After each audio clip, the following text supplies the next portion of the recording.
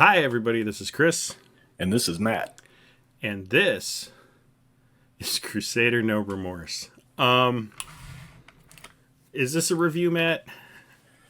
It is not a review, Chris, because we don't do that. That's not our thing. No. We are a book club type discussion full of tangents and asides and things. Yeah. And one of those asides is special because this is a very special Roast Day episode. It's a Roast Day episode. We are recording this on Roast Day, which for those of you uninitiated, the first Saturday of every September, make yourself a nice big meal. We do roast, but if you're vegetarian, portobello's or any sort of folly giant good meal.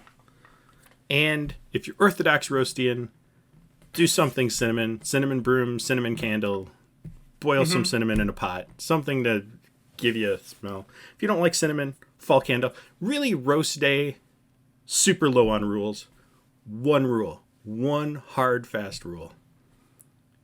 You can't oblige anybody else to participate in your Roast Day. You can't be like, son, I know it's college, but you need to come home for Roast Day. No. You stay home. Everyone stays home. Enjoys a good meal. You eat your roast, and you have a nice, quiet, cinnamon-smelling day. And your house will smell good all day, and you will be happy. Yeah. And everything will be fine. One day a year, treat yourself to a nice meal. And if people are with you, great. And if not, you still had a good meal. It's the spirit of Roast Day. Do you remember what we played last Roast Day? Because I remember having this very same conversation before another game, but I don't remember what we played. Well, it would have to be our August game. Maybe? I don't know. So we don't need to go Sundog down Frozen Legacy. Was it? Legacy, yes. All right. So, yeah, since it's the first Saturday of September, we will always have a show recording on Roast Day. Yes. Right. Yep. As is tradition. As is now tradition. We will record a show on Roast Day. Even if the show's canceled, you and I will get together. Yep, we will do this. We will do this anyway. If YouTube goes away and the world falls into a there's no sorrow, more internet. Yep. I'll call you. I'll send you a letter. We'll figure it out. Or as you'd like to say, if I die, you'll just stare into a camera and talk for an hour. Yep. Anyway, as you can tell, we go off on tangents. But we're here to talk about Crusader No Remorse. And what I'd like to say is this is a Wolfenstein-style, RoboCop-infused, fun-pilled, action-packed joyride of an experience. Very few of those things are true. It is nonstop action from a different perspective, according to the box. Yeah. And according to me, fuck you. Because the action definitely stops. And the perspective is not all that different because it's the same perspective as Ultima 7, 8. Correct? 8. Because it is the same engine, isn't it? Mm-hmm. And there's some drawbacks to that, and we'll talk about that in a second. For those of you who like a certain type of episode from us, buckle in. This is going to be a riot. Yeah. And if you're a certain kind of person who loved Crusader No Remorse, you may not want to watch this one because... You may want to look away. What I will say before we start in on it is... Nah, I can't say it. What I will say before we start in on this is it came out in 1995. Yes. Origin Systems, 1995. Origin EA, Mm-hmm. Blah, blah, this blah. is where... And this game, I think, sums up my feelings for why Origin is an overrated company. In the 80s and into the early 90s, they did amazing work. They pushed the bounds of what a game could be, and there was substance in their games. Mm-hmm.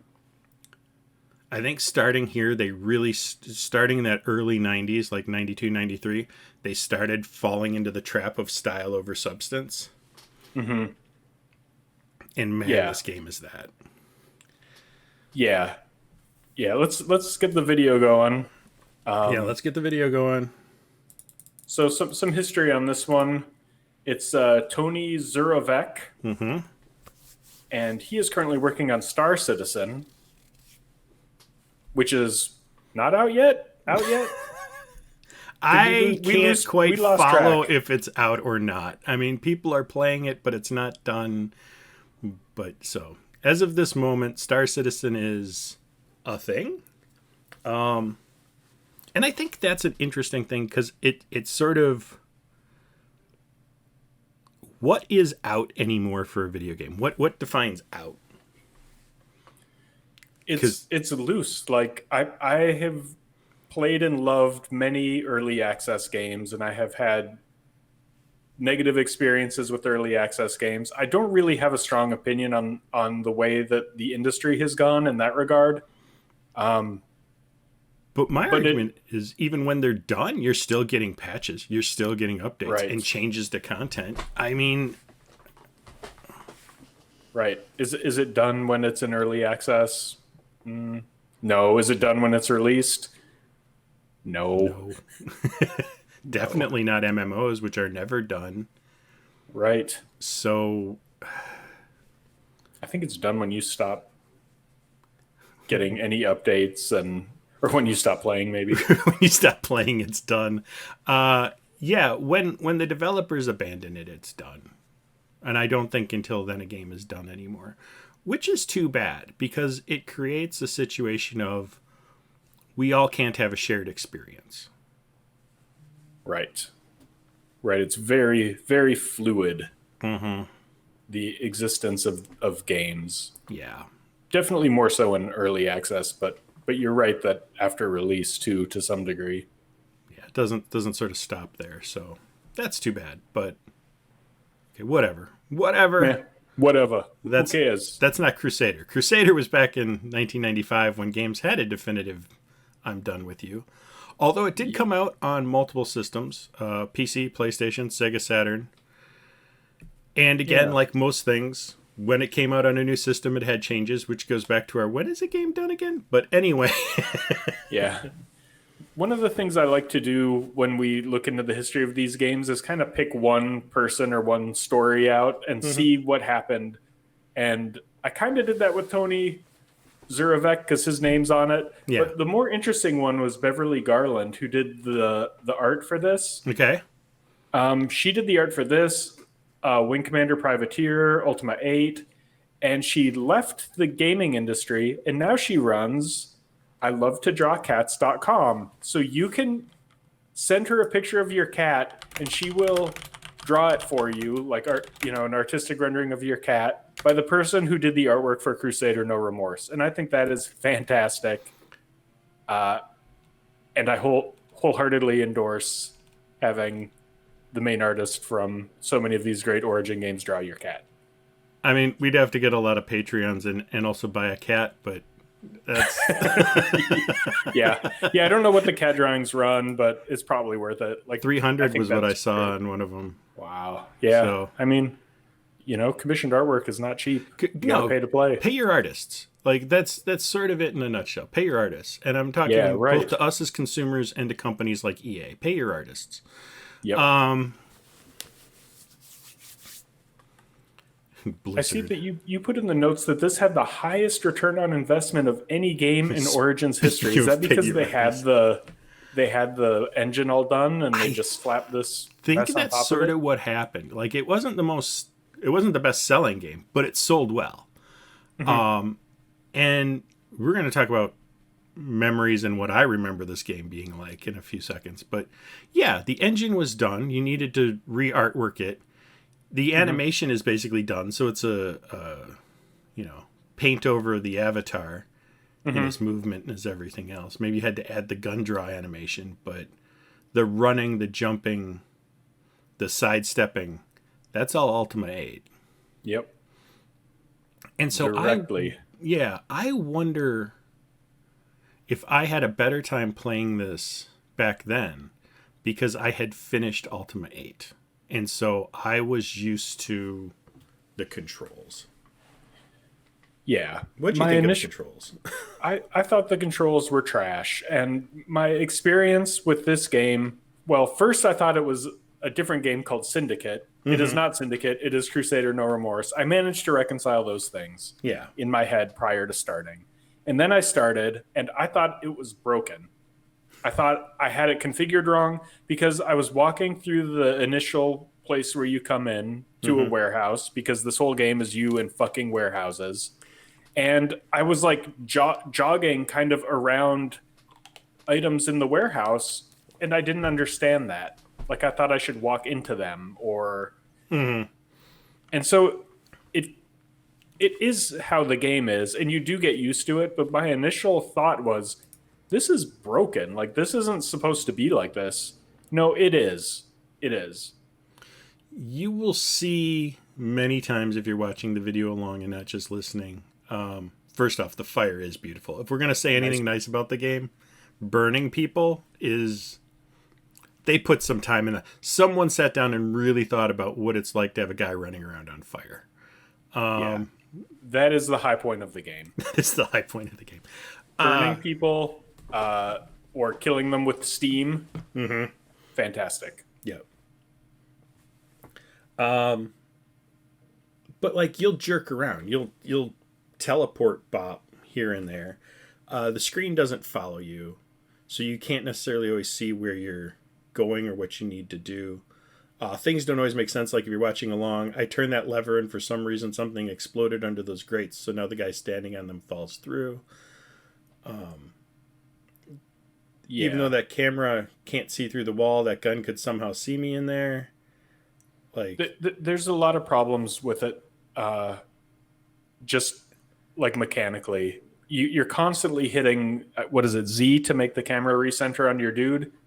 Like, that shouldn't happen. And you can't really... Is there a way to move the camera around? Like, no. So you end up with people off the screen who are in the same room as you. You should be able to see them, but you just can't. Yeah. And that is very annoying. I don't... Like, man, Ultimate 8's been a long time. I don't remember if Ultimate 8 didn't follow, but I want to say Ultimate 8 had a camera follow. Yeah. Like, that's annoying, but it's surmountable if you're willing to accept that you constantly have to just recenter the camera on you and deal with that frustration of knowing that there's some asshole in the room, but you just don't get to do anything to him because you can't see him. So like, you can't see him, you can't...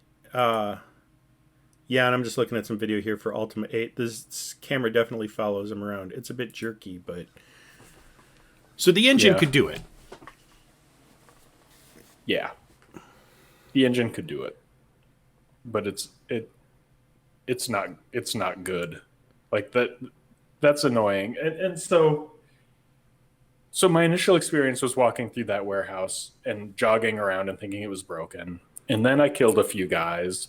And then I got to the first hallway where there's, like, guns. And keep going. What's up? Let's keep going. And so I was, like, trying to do some problem solving around that. Like, can I run? Can I dive behind these boxes and blah, blah, blah? I didn't realize that you shoot the guns.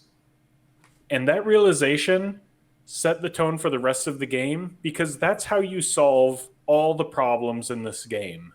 You just shoot shit. There's two ways to solve problems. You shoot stuff or you flip switches. And that's it. Like, if you're ever stuck and you don't know what to do, there's no, like, mental process that you have to go through. You just, like, aim your gun around until it lights up, or you see something that looks shootable, then you shoot it. And so a couple problems on that. Like, it's not action-packed enough to feel like a great run-and-gun game, but it's not complex enough to feel like a puzzle game. But I want to show you this next thing here. That's why I paused. Let's talk about the shooting, shall we? Watch me try and shoot this camera. So I roll in the room. That cursor is on the camera, and he's not shooting it. Right. The aiming is abysmal, and it tries to help you by lighting up your cursor when you can shoot at something, but it doesn't always do it. Doesn't always light up your cursor, and sometimes your cursor lighting up still isn't going to hit it. Yep. It's very, very annoying. And I get that sometimes you're going to miss, but don't light up my cursor, or sometimes and not others. Mm-hmm. Well, and there's a certain accuracy thing too. Like it's meant to be you're not pinpoint accurate with the gun. But man, this is not the game for that to be fun in. And like here you just saw me release a spider drone, like a spider bomb. Because they're trying to give you different weapons to use. You don't need to use them. Like no. And go on. They're interesting because you can kind of steer them around, which is cool. But you end up getting in more trouble using them than you do just shooting the shit. Like, just shoot shit. That's all you have to do in this game. And because the camera's fixed and you sometimes have a very limited... Like, I just walked through the fire that time with no problem. The camera's fixed and you have sort of a limited, what you can do with things. I'm just seeing something here that's bothering me. Interesting. All right. Yeah, I just noticed like the screen isn't filled with the screen for some reason. Oh yeah, you're right. Right. Don't matter. But it's Crusader's curse coming into the show. Yeah. Like you've got all these high explosives and everything explodes in the factories and the space stations and everything else. But because it's all so closed in, it's dangerous to use explosives, which should be fun. And then there's civilians. Right. You're like, I don't want to shoot the civilian or kill the civilian. This is fun though. I smush him with the elevator. That's great. What's your stance on civilian killing? I'm against it. Like, yeah, I try really hard not to kill the civilians, and sort of mixed success. My policy is that I wait till they say something, and if I like their tone, then I let them live. And if they give me a little sass, if they tell me you shouldn't be in here, like, you're not in any position to tell me where I should be. Like, you have nothing. You have a little hard hat on. So yeah. And then you kill them and they have like 8 credits and you feel kind of bad because they're just like some asshole at work. Mm-hmm. Gonna take that home to his family, but not anymore. Jerkball. That 8 credits. But then I think about Clerks and the contractors on the Star and the Death Star. And I'm like, totally. On the second thought. So yeah, I just sort of like, I don't want to kill him, but at the same time, you can't. Like, here's this robot using a human shield. Right. What are you supposed to do with that? And they just stand there, like they take no action to help themselves. They'll stand in front of exploding barrels and shit, like you're doing here. Yeah, I know. Well, try not to stand in front of an exploding barrel. I know. I do eventually get through this room, by the way. Yeah, I mean, the deal here is that you have to quick save a lot. Quick save all the time because the environment is so dangerous. The gameplay is so crappy that you'll just end up dying a lot, and not in like a satisfying way where you're like, oh man, I got beat by this game. Like this is a challenge. This was my fault. Piddly shit. Yeah, I never hate a game when it's my fault. I didn't move fast enough. I didn't, you know what I mean? Like, I could have. I didn't. Like, if you saw... I've got the cursor on him, and it's shooting alongside him. Yeah. Also, I'm going to shoot this fan. How much gas are they putting in the fans? Are those gas-powered fans? Like, why do the fans explode when you shoot? This brings me to my biggest problem with this game. The biggest problem, aside from the junk controls that are terrible, the shitty interface, it's the environments. They're so boring, dude. They're agonizingly similar. And the first 3 missions, the environments are the same. And the missions are long. That's the problem. So, like, you talk about killing these poor factory workers. Can you imagine working in this place? Like where you're constantly getting blown off platforms by fans and all this ridiculous there's shit. Like medical fully recharged stations every 5 feet in this place. Right. You walk in and your health goes all the way back up. It's like, yeah, you don't need OSHA if you can walk in a booth and get all your health back. I suppose. Like, oh, honey, don't forget to bring your pistol to work in case you have to use the elevator, because apparently that's how you use elevators in Crusader No Remorse world. You fucking shoot the button. It's ridiculous. You walk too close to that and get an electric shock. I kind of like that. I mean, everything shocks you. The walls shock you. The floor shocks you. Yeah. And here's okay. Hang on, roll this back. Here we are, right? Mm-hmm. This is a solid room. No way to get in for ground-based robots back up in this corner. Right. We're going to come down here. I'm going to walk over here. And even though I've cleared that out, here come tread-based robots. Not from the elevator. They fall off the ledge. How did they get down here? Nobody knows. If you want me to have sort of a puzzle game, I have to have some logic to it. And this isn't it. That's the problem. Like, sometimes they do a decent job. Like, if you're in an office part, you'll know it's an office part. Mm-hmm. But it doesn't really make any sense. Like, there's no logic to any of these environments. There's no logic to the way they operate. It's not like a real place that anyone would ever work. So it just becomes this like sheen of just a bunch of barrels and boxes in a warehouse, and It's not rich and it's not fun to be in. And it's not fun to be in this long. And that's the thing. Normally I'm all for give me more content in my games, give me more levels, give me more missions, give me more shit to do. This game would have benefited strongly from some editing. Totally. Like, make the levels half as long and have each one introduce a new weapon and a new puzzle and just sort of tone that in. Mm-hmm. Would have been a much better game. Put a little more thought into your floor plans. And I go back to, this is where I talk about there's some style to this game. This game has style, from the video intro to the types of guns to the types of weapons. But there's no substance to it. There's nothing.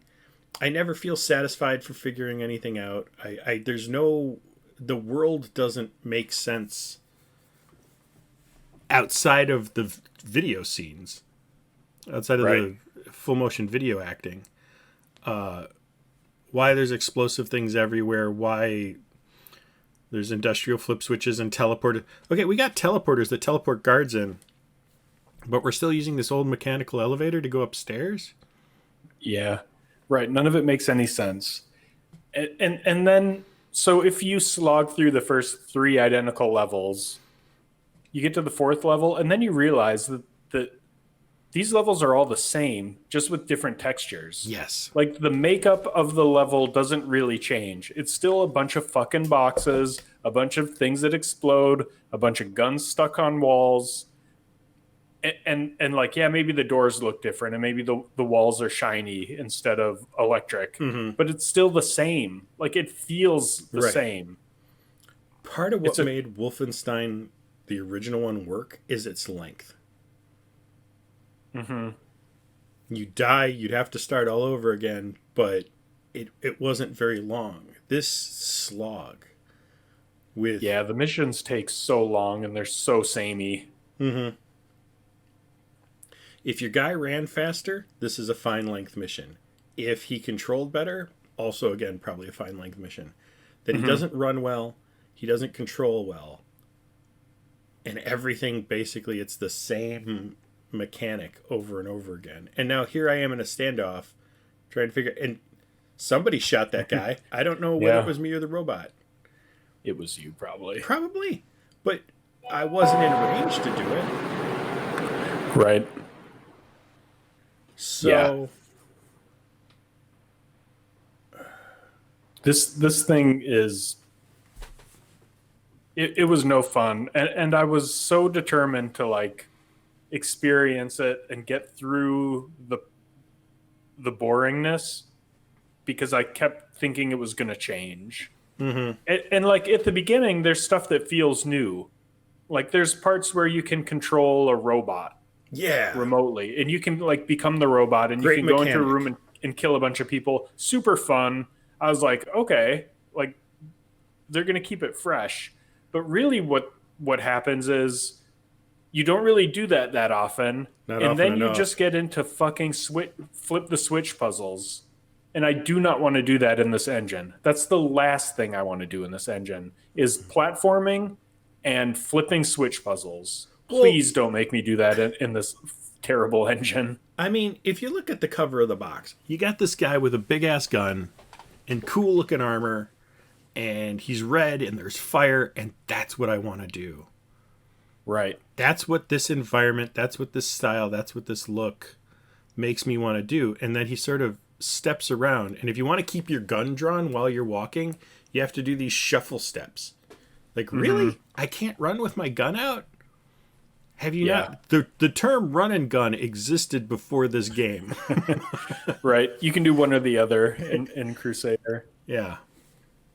Yeah, and this business of having to roll into rooms to be lined up with the guns is kind of like at first. I'm going to sneeze. Bless you. Allergy season, man. At first, it feels cool because when it works out, it's great. You like roll in, you blast a guy in the stomach with a shotgun, and you feel awesome. But man, sometimes I just want to sidestep into the room and shoot the gun, and you really can't do that. Yeah. Like that's not the planning I want to do, you know? Yeah. And I mean, they made an effort at world building, but in the wrong ways. Like the computers with text on them and sort of, you know, like Deus Ex did that too. And the go ahead. I'm sorry. No, you go ahead. I was going to say those drove me nuts because sometimes you need to use those computers to open things or deactivate alarms. But by and large, they're just flavor text and the same flavor text. So it becomes a burden because you'll walk into a room with 6 computers in it. And if you're like completist or stuck in the game, you feel the need to read every one or at least activate every one of those computers, and it's annoying. It doesn't add anything. Sometimes they're a little funny, I guess. I don't know. Yeah. I didn't think they were funny, but like usually you can figure out in Deus Ex or something like that which computers you're supposed to use, but like you said, I don't know which ones I'm clicking on. I'm just clicking on all of them, I guess. For me to say I stopped reading the flavor text because I didn't care anymore, that's sad. You got me to stop giving a shit about your jokes and your game. And like this dynamic that so the plot of this game is that you're a bad guy who joined the rebels. Pretty standard. You're a stuff. cop who got tired of being a thug. And so you join there's like the WEC, which is the big bad guys. And, typical 90s era anti-corporate. Right. Which is fine, like from a plot standpoint, whatever. Like I get it. It's good. Yeah. But you do kind of get the sense that the WEC is like shitty because there's always all these radiation leaks and like that stuff is like there for, like you were saying about world building. It's there, but it just never really delivers. Like it's not. It could be a really good tongue-in-cheek thing, like this fucking fan in front of the broken railing. Like that could be a kind of like a funny element. Like it would be really funny if like you came into the room. Like this is gonna sound awful. It'd be really funny. Now let me talk about killing a guy. No, it'd be really funny if you came into the room and you saw like a civilian blown, like he's working on the fan and it kicks on and throws him off the balcony and kills him. Yeah. That's world building. That's good world building because it shows you the mechanic of what the fan does. It lets you know that obviously they don't give a shit about their, workers. And, sets you up for who the good guys and bad guys are. Like that guy was just trying to fix a fan.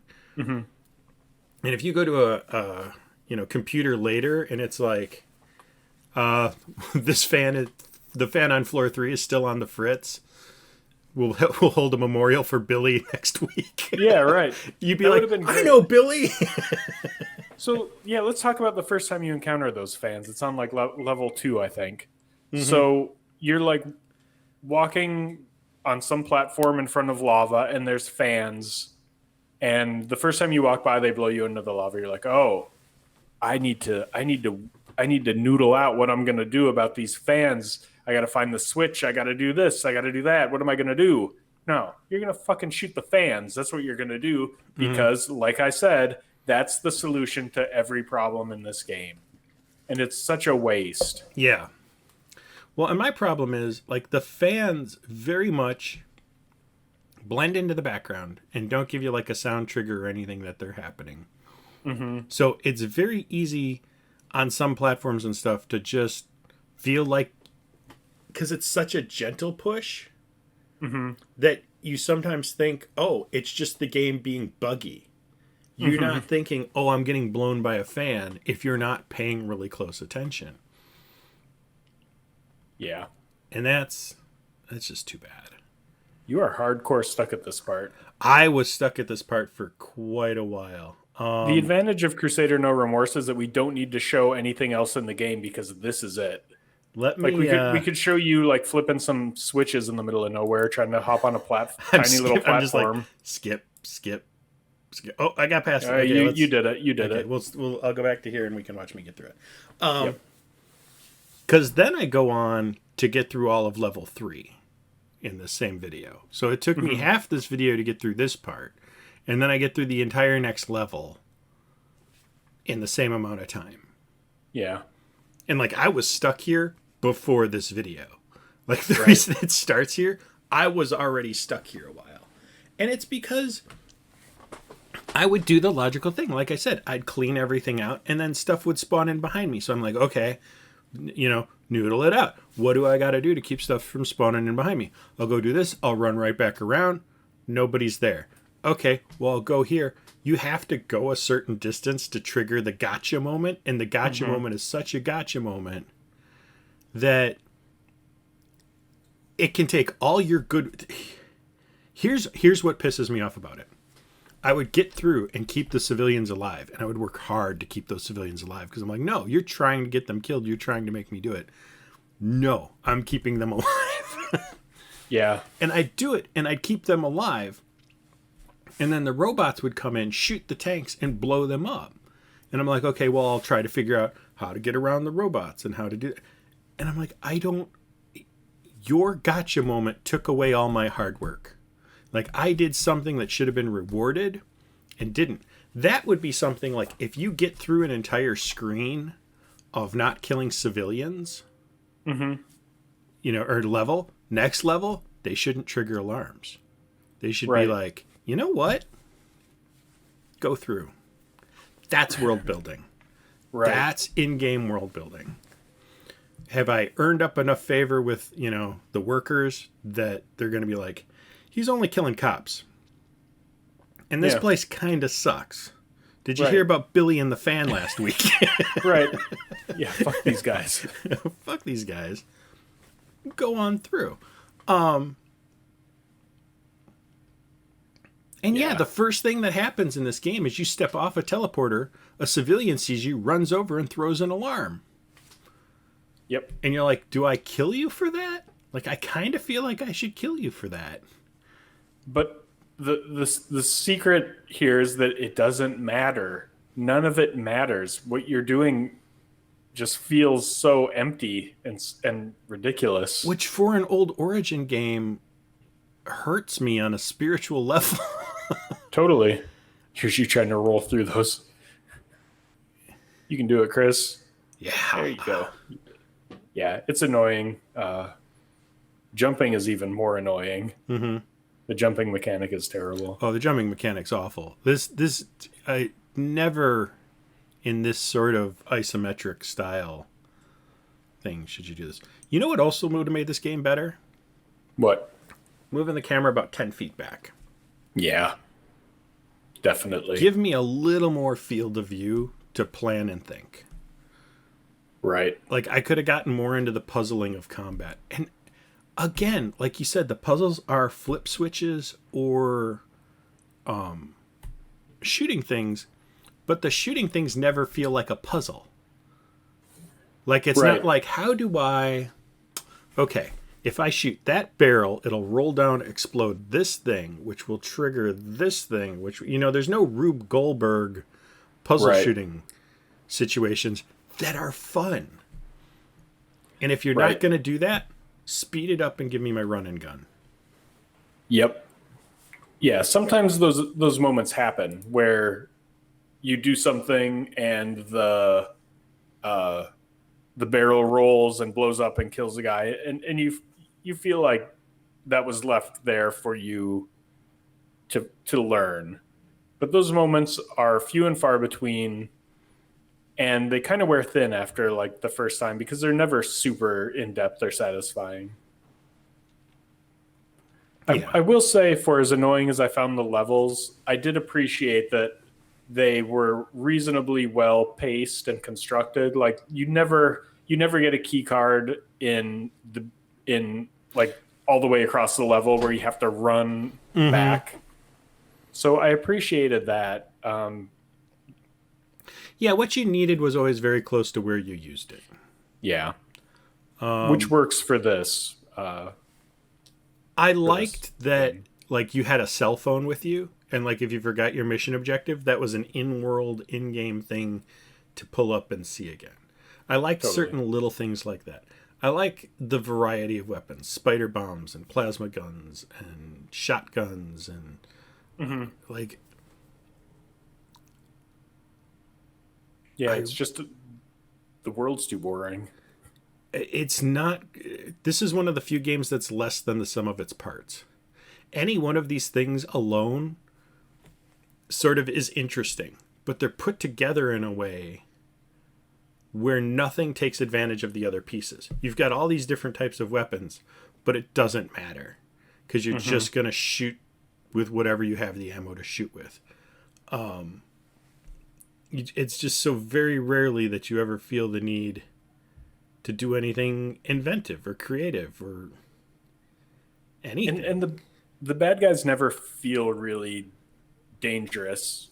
Like the volume of them maybe, but you rarely have any fights where you're like, oh shit, like this is a big battle, a battle royale. I better get out all my spider bombs and all my, gadgetry for this one. The screen just doesn't happen.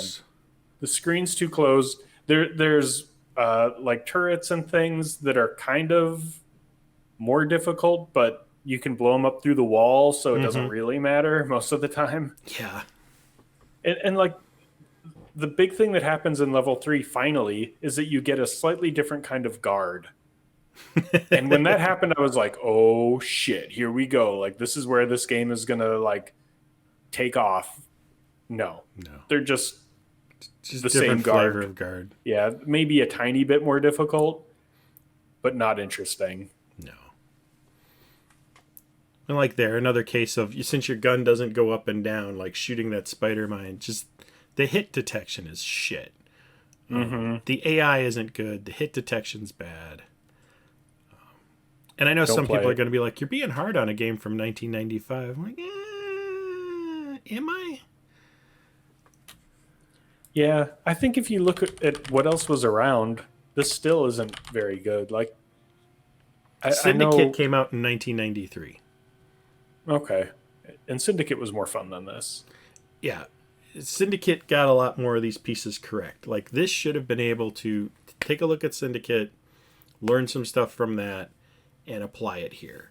And definitely look at Ultima 8, learn some stuff from that, and apply it here. And I don't feel like it learned anything from Ultima 8. Ultima 8 eventually basically got rid of its jumping puzzles. This doubled down on them. Yeah, once I got bored and checked out on playing this, I looked at YouTube videos of the future levels to make sure I wasn't going to miss anything. And it looked like it just amped up the number of Switch puzzles that don't make any sense. And then I was done. Then I was like, I'm not going to put any more effort into this because it's making me nuts. Yeah, like here it would have been another thing. Like what would have been really funny to like teach people. Like there's no show don't tell here. Like I see that like leaking acid thing. I think this is one of the first times you see that bubbling acid on the floor. Mm-hmm. Would have been funny if it fell off a ledge and melted a worker. You'd Right. gotten to show off your animation, which is the high point of this game. And Right. B, would have taught you a lesson about, oh, that's dangerous. Like it will fucking melt you. Yep. No. So we didn't like this.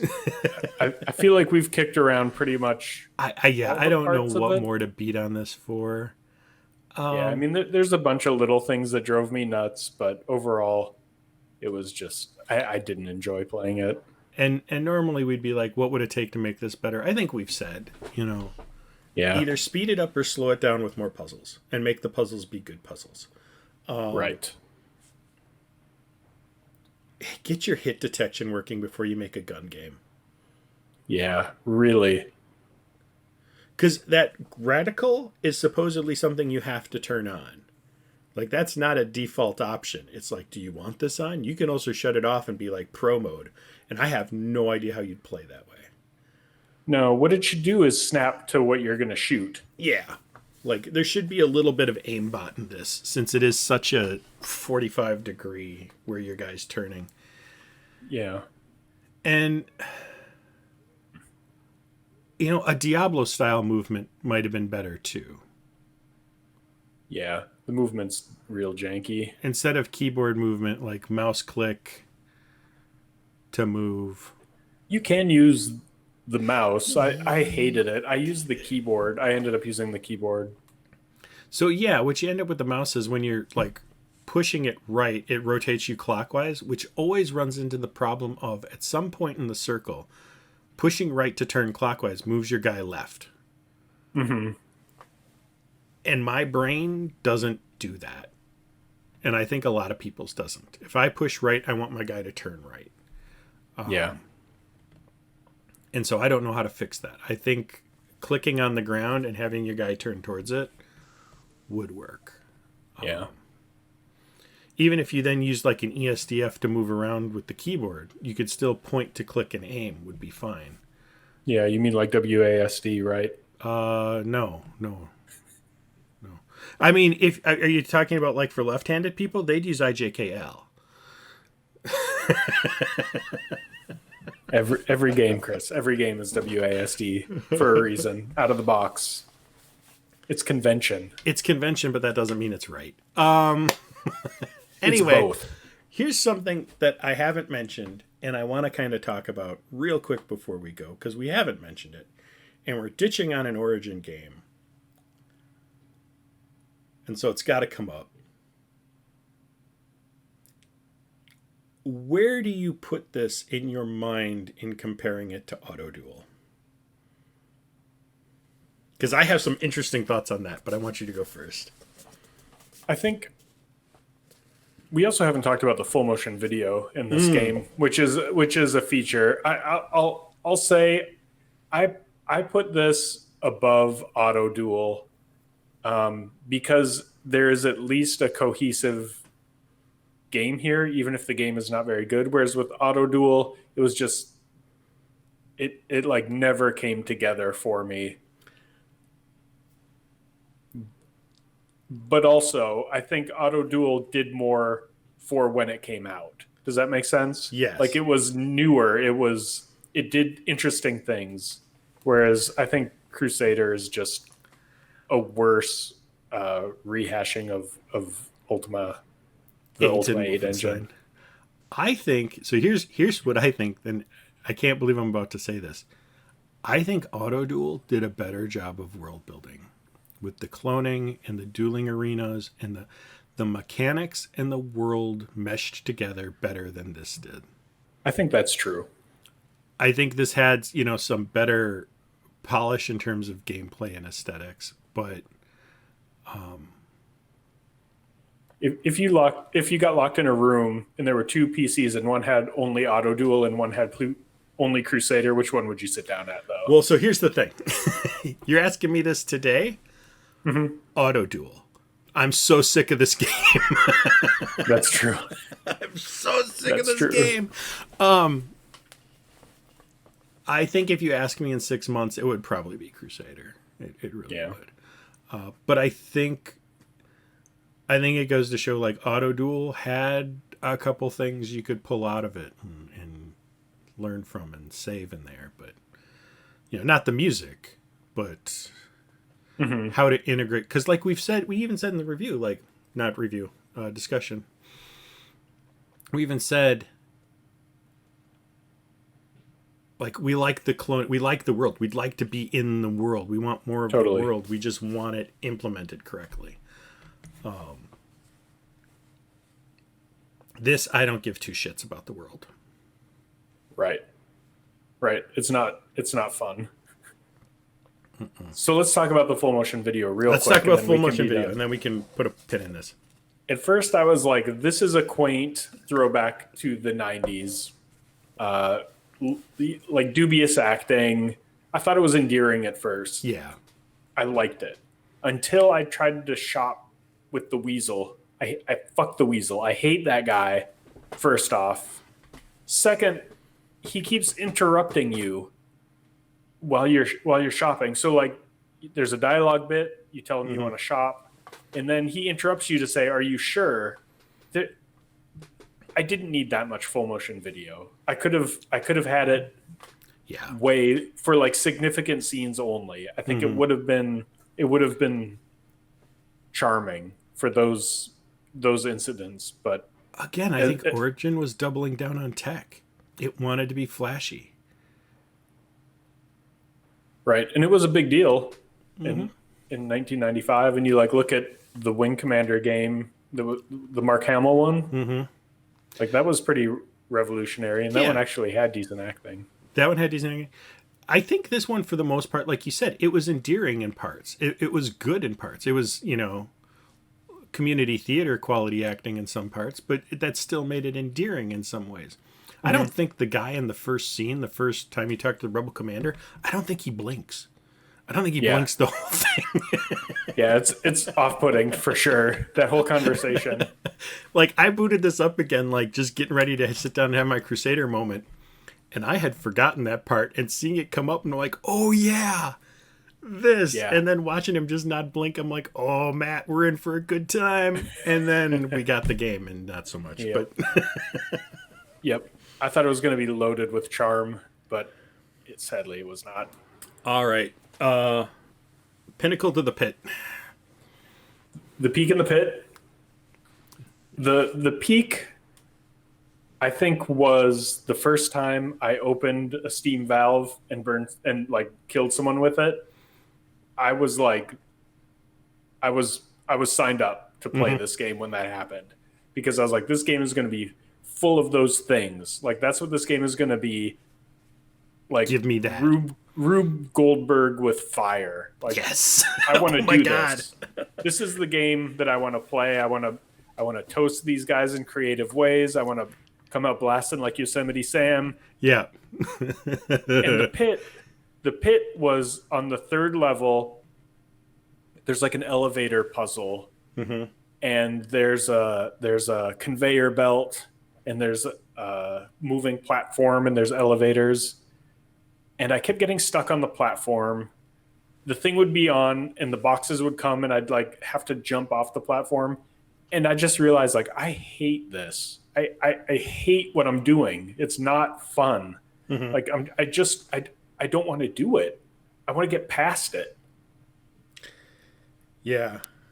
But then you get past it, and it's just more of this shit. You don't really get past it. Right. You get past it's the game. There. Yeah. If you're a game developer and you just heard the words Rube Goldberg with fire and haven't thought of your next elevator pitch, leave the industry. Because holy crap, that should be every pitch to a game. Like, it's just Rube Goldberg with fire. Yeah, with like searing steam burns and fire. Yeah. And explosions. Killing people with, post-apocalyptic Rube Goldberg machines. Like, That if sucker you don't makes know where to itself. go from there, I can't help you. Yep. Someone make me that game. Yep. Let's do it. What about you? What was your Kardashian-style peak and pit? My ghost-style Pinnacle and Pit was... Pinnacle was literally that first movie. Like, seeing that and being like, oh, yeah, this is then, and this is how cheesy this is, and this is going to be a great gun-fueled, retro romp of, anti-establishment. Rah! I can't wait. I can't wait. And then I waited and waited and waited. Yep. But I think we're about to see my pit. Yep, here it comes. I'm going to just go through here. Okay. So I just stepped in the elevator from 3 down to 4. Mm-hmm. Now, previously, I have occupied that gun. That's why there's already dead people on the floor. Right. I've shot all the guards in this room. Right? Yep. No. Because for some reason now, when I walk back in, even though I've done the puzzle thing, here come a ton of guards, and the gun's still active to shoot you in the back. Yep. Right. While you were occupying that gun, maybe give me the option to turn it off. Let me kill everyone in the room. Give me that carrot that says you found the console that lets you get past this room on easy mode. Mm-hmm. Congrats. You went on easy mode and you went into this back corner to find this console. You used it. Now, this part's going to be easier for you. I don't think that part would have been any easier for me for having killed those guys. No, you killed like 2 guys, and the guys are pretty easy. It's always quantity, not quality. Yeah. And they were standing right there, so I would have popped out and shot them. Yeah, let me turn the gun off. Mm-hmm. But instead, now I've got to be like, oh yeah, gun, get my gun out, get my gun out, get my gun out. And, boom.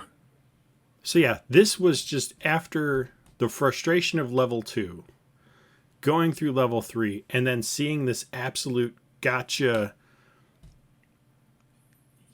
It's not about being smart. It's about getting ambushed and then having to figure it out. Figuring it out after the punishment.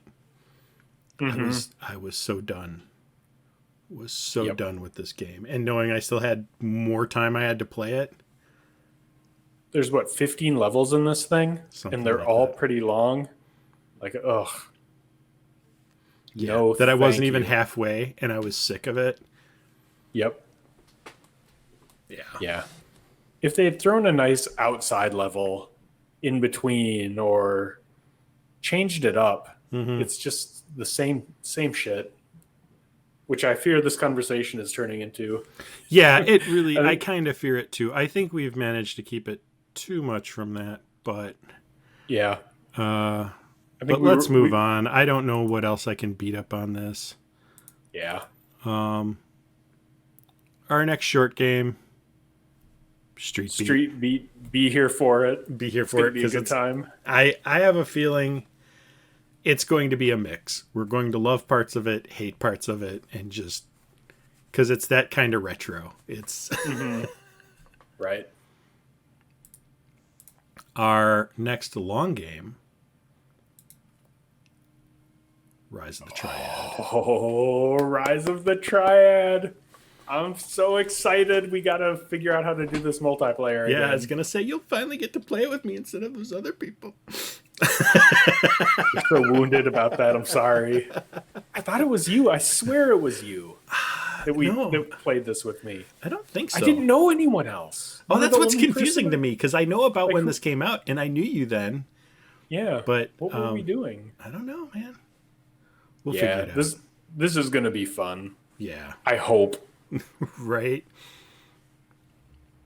Oh, man, I'm just looking at like some of the floor puzzles as the video's still playing over here, and it's like, yeah, they entered like laser traps on the floor, but they're still not fun. It's just jump past them. It's just a different way of...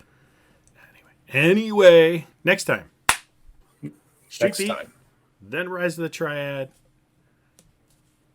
It'll be good times. Good times. Happy roast day. Happy roast day. Happy roast day, everybody. Talk to you later. Bye. Bye. Big thank you to all of you watching, sharing, liking, subscribing, suggesting games, commenting on our videos, or supporting us on Patreon. We appreciate all of your support and look forward to sharing many more videos with you. Thank you again.